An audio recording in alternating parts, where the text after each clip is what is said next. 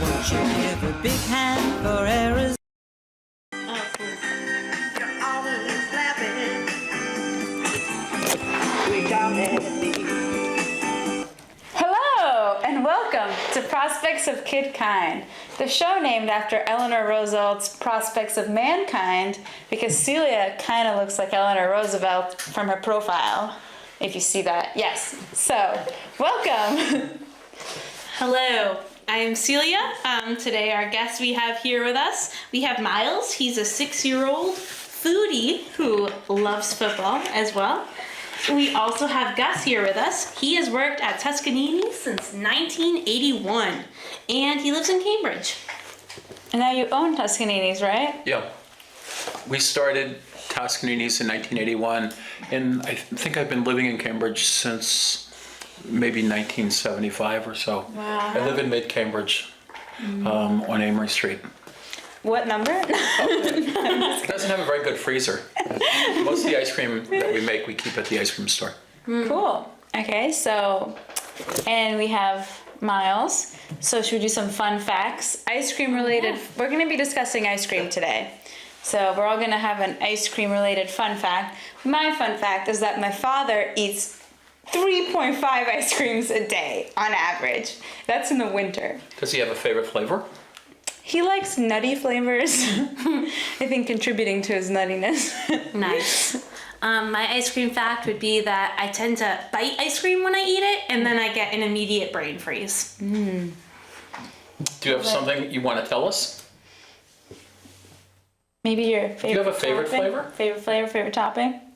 My favorite topping is gummy bears. Ooh. Nice. Good choice. And I think one of my favorite flavors is chocolate chip, because when I was growing up long ago in New York City, the only ice cream flavors you could get in that huge American metropolis were vanilla, chocolate, and strawberry.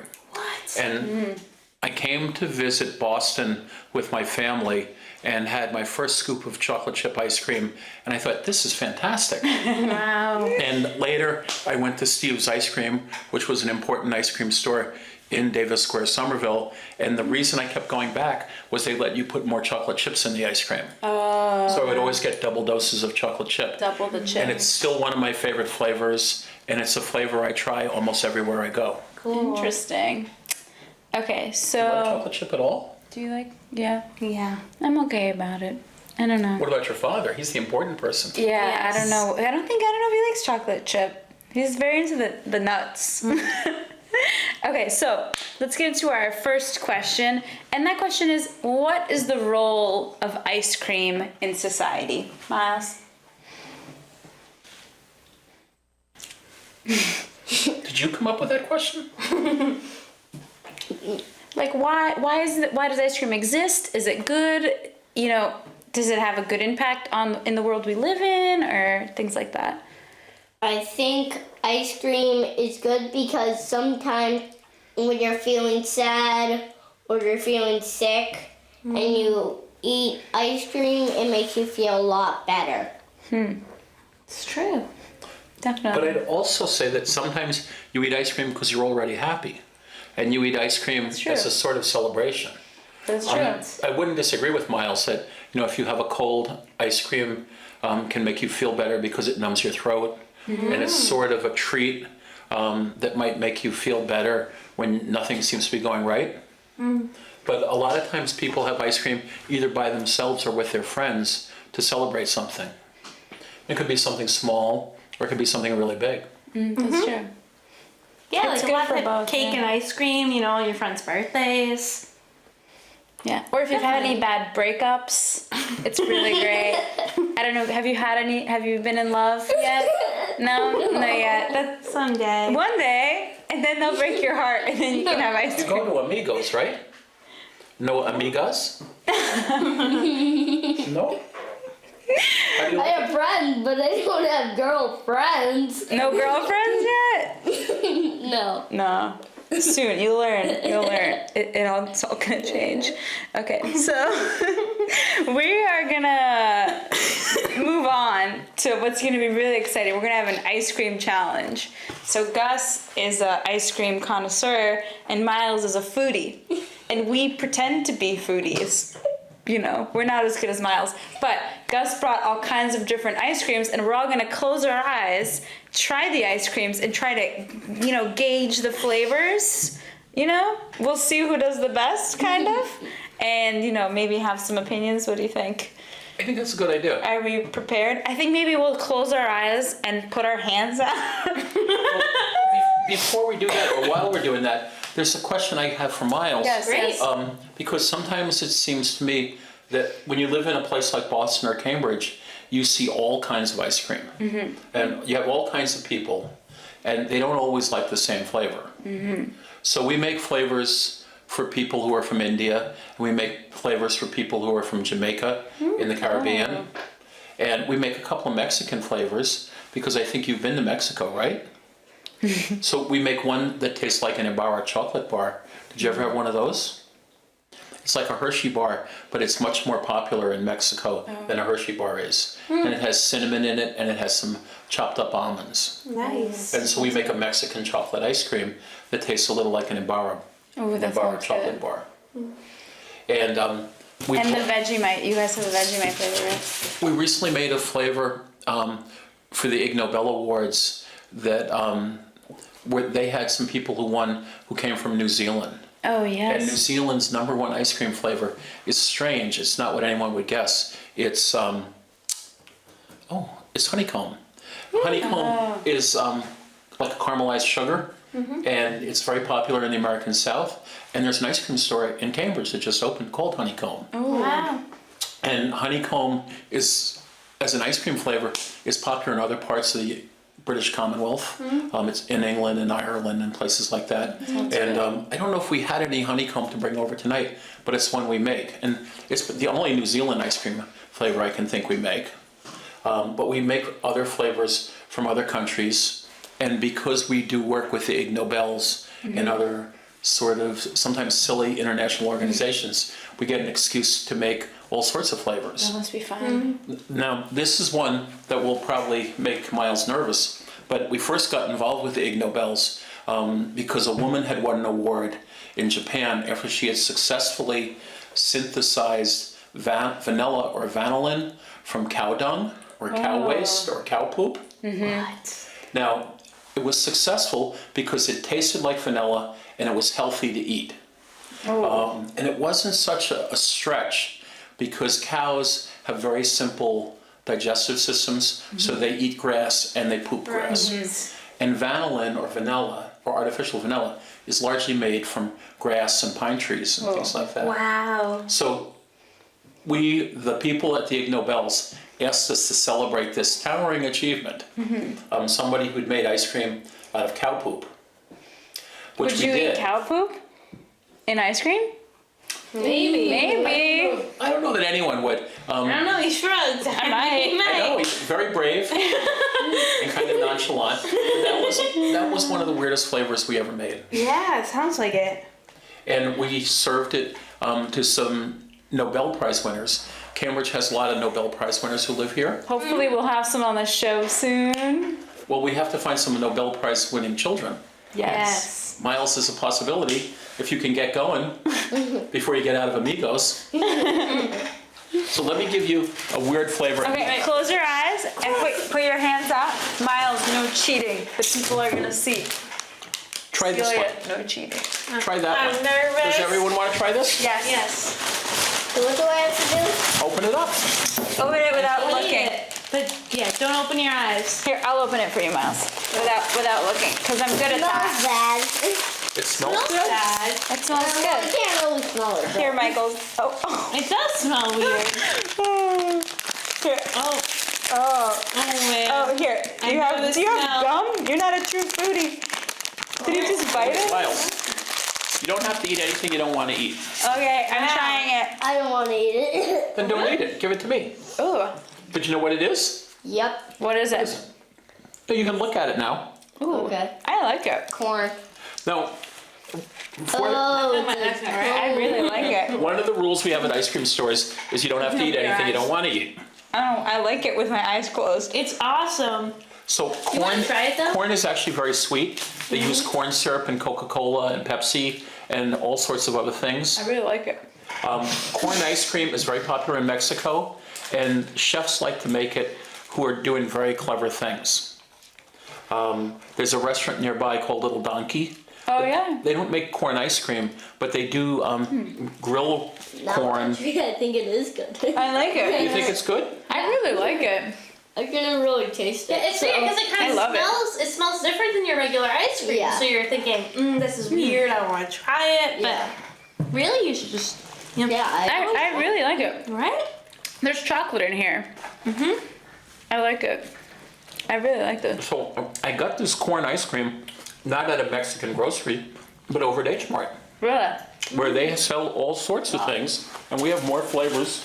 No. Okay. Ready to close your eyes again? Yeah. We hope that we're gonna find a weird flavor that you like. Okay. Eyes So you have to closed. open this let me, one. Let me Here open you- it first. Hang on. Hang on. Celia, close your eyes. Here, Miles. Let me open it for Celia too. Boink. What do you think? It tastes a little like toothpaste to me. Toothpaste? Let's see. Celia, what do you think? I can't tell it. Keep trying it.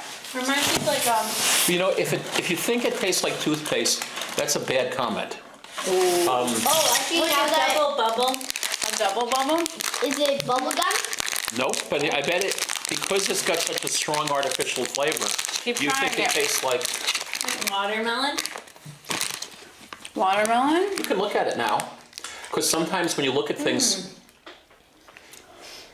Yeah, I can't tell it.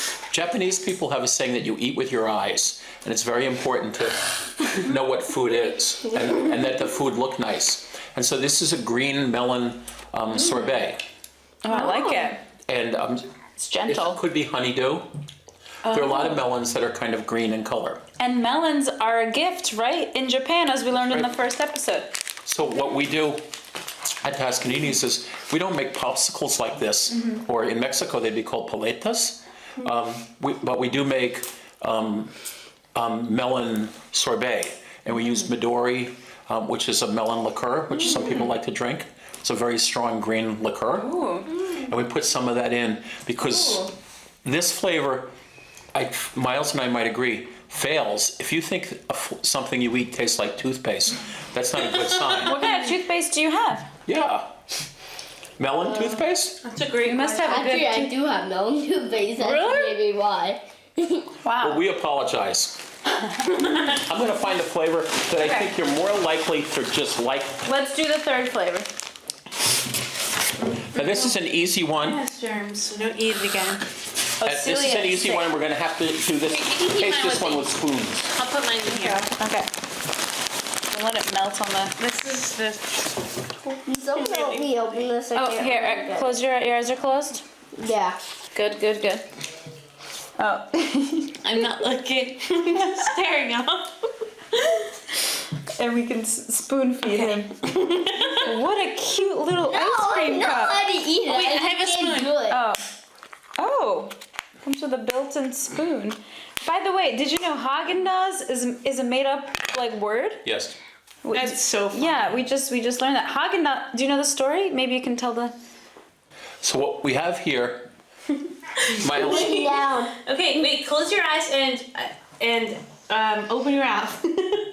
Okay, now just there's try ice cream. There you go. now Miles, you've been to Mexico, right? Mm-hmm. Oh, come on, Miles. Caramel. Nice. Sort of. Close. But it's a Mexican caramel Oh. called dulce de leche. Which is the best. Oh yeah, I love. So you like that a lot, right? Mm-hmm. And dulce de leche is You something can open your eyes now. is something you can get all over Latin America. Mm-hmm. And this is a flavor that Haagen-Dazs introduced, and it became very popular in the United States. And you can sell. We make it. Almost all ice cream stores make it, It's there's another version of it from Mexico called cajeta, which is a caramelized goat milk, Oh, that sounds great. and that has a little different taste to it. Yes. If you go to East Boston, where there are a lot of Latino people who live, Are there corn you can kernels find in here? dulce de leche all over. Yep. Also, it's used in cookies Yep. and desserts and things like that. And like a wafer type of. Yeah. Yes. My roommate's from Mexico, so Okay. had it before, and yeah, she speaks very highly of it. Yeah, what happens in America very quickly sometimes is new immigrants bring new foods, and sometimes they get assimilated very quickly. Sometimes it happens slowly, but for instance, right now in many neighborhoods in Boston and in other parts of the United States, Vietnamese food is really popular. And Vietnamese make soups that everybody likes. They make hot and cold coffee that people like. Vietnamese coffee, which is very sweet. Yes. They make sandwiches that are really good and very cheap. One of the best things you can do if you want to eat a lot of food is go down to Dorchester Avenue in Boston. And there's a little Saigon there that goes for like 10 blocks and includes a lot of restaurants and grocery stores where the food is really wonderful and very cheap. So, Myles, you're a foodie, correct? So, what is your favorite kind of food to make? What's your signature dish? English muffin pizzas? That's Celia's. Oh, really? Yeah, I was just thinking like, wow, I haven't made that in so long. Quesadillas. Oh, Quesadillas. Good. What Awesome. kind of meat do you put in the quesadillas? Or do you put meat? Not No? really. Oh, veggie. So what do you put? What's left? Cheese? Sometimes I put salsa. What kind of cheese usually? Sometimes I just use normal cheese. Oh, normal And cheese. Other times, sometimes I use cheese with I forget what it has in it, but it has like little strips of pepper maybe. I don't Oh, know, but okay, that's pepper what it jack looks maybe? Do you have Yeah. a favorite restaurant in Boston like. or around the area? Bartucci's. Bertucci's. Oh, really? Yeah. Classic spot. Do you know the Mexican or Spanish word for cheese? Queso. Queso. Cool. And there's Mexican cheeses tend to be kind of mild. And so they work real well with savory food like quesadilla, which I love. We don't use too many of them when we're making ice cream. We use other cheeses from other countries, particularly cheeses that are kind of sour, like sour cream. Do you have a cream cheese flavor? Make a lot of Ice different cream. cheese flavors. I love cheese ice cream. And other ice cream stores do, and pastry chefs do, because putting cheese in ice cream not only flavors the ice cream the way the cheese tastes, but it also improves the texture of the ice cream. Matt's really going to town there. I think he liked it. So what I brought you was a little cup, what many Bostonians would call a hoodsie, of Haagen-Dazs Dulce de Leche. And when you travel around the world, you can find those little cups all over, and sometimes they have very different flavors in them. Because Haagen-Dazs is a global company now. It started off in New York. Now I think it's owned by the Swiss or the Dutch. And they changed the flavors in different countries. And one of the interesting things for me, and I think a lot of people, is if you travel and you go somewhere and you'll see something like McDonald's, and you'll go in, and McDonald's is different from country to country. McDonald's is even different in the United States. If you go to northern New England, you can get lobster rolls, and you can get clams. yeah. You can get clams in Maryland. You can't get lobster rolls or clams in Ohio. We should make lobster ice cream. That's a flavor people have asked us to make, and I don't want to do. But there's some ice cream stores and some chefs that are what an English teacher would say are transgressive in spirit, where they're trying, you might remember that term from college. College. Remember English class? No. English class. Yes. Yes. So transgressive is where you're just trying to gross people Yes. out. And we're not trying Right. to We're not trying to annoy your mother or your homeroom teacher or even Miles. We want to make busy. flavors that Miles likes. Yeah. Before we run out of time, let's open it up to our phone question callers. So if anyone has a question and wants to call in, Hello. We're here. I promise. Our phone lines are open. Hey. Celia's had too much ice cream. That's our phone number, and we have a few minutes left if you want to call with a question. We have a ice cream connoisseur and a young foodie who's about to experience a serious sugar high. So He already is. yeah, maybe we should. Give you another flavor. He's in there. Yeah, I'm going mad. Oh, we got a phone call. Yes. Here we go. Okay. Hello.